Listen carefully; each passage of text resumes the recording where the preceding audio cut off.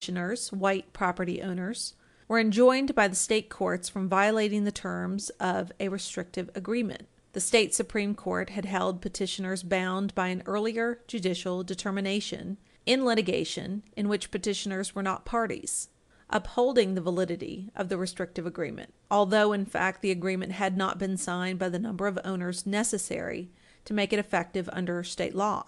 This court reversed the judgment of the state Supreme Court upon the ground that petitioners had been denied due process of law in being held estopped to challenge the validity of the agreement on the theory accepted by the state court that the earlier litigation in which petitioners did not participate was in the nature of a class suit. In arriving at its result, this court did not reach the issues presented by the cases now under consideration. It is well, at the outset, to scrutinize the terms of the restrictive agreements involved in these cases. In the Missouri case, the covenant declares that no part of the affected property shall be occupied by any person not of the Caucasian race, it being intended hereby to restrict the use of said property against the occupancy as owners or tenants of any portion of said property for resident or other purpose by people of the Negro or Mongolian race. Not only does the restriction seek to prescribe use and occupancy of the affected properties by members of the excluded class, but as construed by the Missouri courts, the agreement requires that title of any person who uses his property in violation of the restriction shall be divested. The restriction of the covenant in the Michigan case seeks to bar occupancy by persons of the excluded class. It provides that this property shall not be used or occupied by any person or persons except those of the Caucasian race. It should be observed that these covenants do not seek to prescribe any particular use of the affected properties. Use of the properties for residential occupancy as such is not forbidden. The restrictions of these agreements rather are directed toward a designated class of persons and seek to determine who may and who may not own or make use of the properties for residential purposes. The excluded class is defined wholly in terms of race or color, simply that and nothing more. It cannot be doubted that among the civil rights intended to be protected from discriminatory state action by the 14th Amendment are the rights to acquire, enjoy, own, and dispose of property. Equality in the enjoyment of property rights was regarded by the framers of that amendment as an essential precondition to the realization of other basic civil rights and liberties, which the amendment was intended to guarantee. Thus, Section 1978 of the Revised Statutes, derived from Section 1 of the Civil Rights Act of 1866, which was enacted by Congress while the 14th Amendment was also under consideration, provides, all citizens of the United States shall have the same right in every state and territory as is enjoyed by white citizens thereof to inherit, purchase, lease, sell, hold, and convey real and personal property. This court has given specific recognition to the same principle. It is likewise clear that restrictions on the right of occupancy of the sort sought to be created by the private agreements in these cases could not be squared with the requirements of the 14th Amendment if imposed by state statute or local ordinance. We do not understand respondents to urge the contrary. In the case of Buchanan v. Worley, a unanimous court declared unconstitutional the provisions of a city ordinance which denied to colored persons the right to occupy houses in blocks in which the greater number of houses were occupied by white persons, and imposed similar restrictions on white persons with respect to blocks in which the greater number of houses were occupied by colored persons.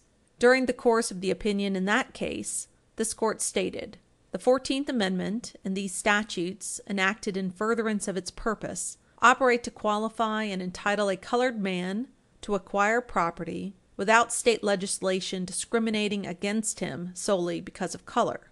In Harmon v. Tyler, a unanimous court, on the authority of Buchanan v. Worley, declared invalid an ordinance which forbade any Negro to establish a home on any property in a white community or any white person to establish a home in a Negro community, except on the written consent of a majority of the persons of the opposite race inhabiting such community or portion of the city to be affected.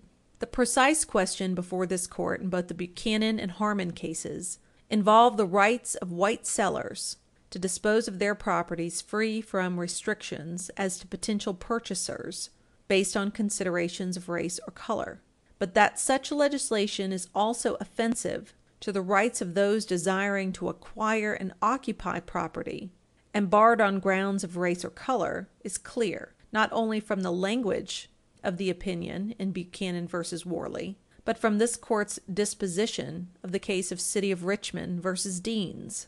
There, a Negro barred from the occupancy of certain property by the terms of an ordinance similar to that in the Buchanan case sought injunctive relief in the federal courts to enjoin the enforcement of the ordinance on the grounds that its provisions violated the terms of the 14th Amendment. Such relief was granted, and this court affirmed, finding the citation of Buchanan v. Worley and Harmon v. Tyler sufficient to support its judgment. But the present cases, unlike those just discussed, do not involve action by state legislatures or city councils. Here, the particular patterns of discrimination in the areas in which the restrictions are to operate are determined in the first instance by the terms of agreements among private individuals. Participation of the state consists in the enforcement of the restrictions so defined. The crucial issue with which we are here confronted is whether this distinction removes these cases from the operation of the prohibitory provisions of the 14th Amendment. Since the decision of this court in the civil rights cases, the principle has become firmly embedded in our constitutional law that the action inhibited by the first section of the 14th Amendment is only such action as may fairly be said to be that of the states. That amendment erects no shield against merely private conduct, however discriminatory or wrongful. We conclude, therefore, that the restrictive agreements, standing alone, cannot be regarded as a violation of any rights guaranteed to petitioners by the 14th Amendment, so long as the purposes of those agreements are effectuated by voluntary adherence to their terms. It would appear clear that there has been no action by the state, and the provisions of the amendment have not been violated. But here there was more. These are cases in which the purposes of the agreements were secured only by judicial enforcement by state courts of the restrictive terms of the agreements.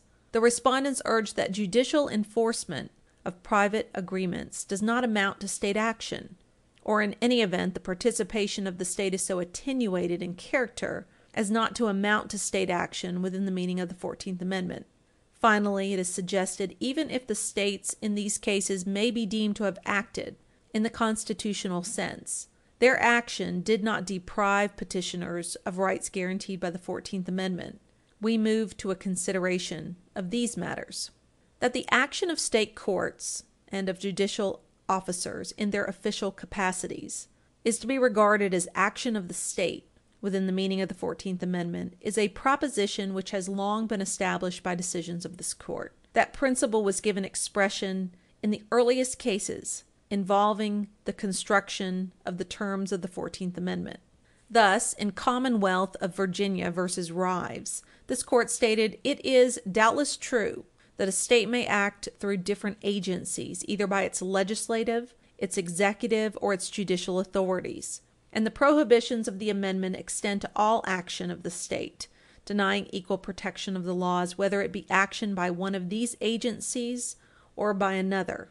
In Ex parte Commonwealth of Virginia, the court observed, "A state acts by its legislative, its executive, or its judicial authorities. It can act in no other way." In the civil rights cases, this court pointed out that the amendment makes void state action of every kind, which is inconsistent with the guarantees therein contained, and extends to manifestations of state authority in the shape of laws, customs, or judicial or executive proceedings. Language to like effect is employed no less than 18 times during the course of that opinion. Similar expressions giving specific recognition to the fact that judicial action is to be regarded as action on the state for the purposes of the 14th Amendment are to be found in numerous cases which have been more recently decided. In Twining v. New Jersey, the court said, The judicial act of the